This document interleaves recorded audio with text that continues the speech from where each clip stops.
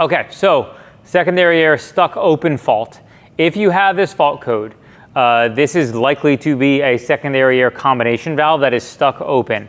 It's possible you have something else going on, but basically secondary air, there's a pump, it pumps air into the catalyst in the exhaust under cold start conditions to warm up the cat faster. It's only for emissions purposes. Its job, again, force air into the exhaust on cold start. So you have a pump, you have a tube that runs from the pump to a valve. That valve then opens and then goes into the exhaust. It's pretty much that simple of a system. So somewhere between those two, you have something believing that the thing is stuck open.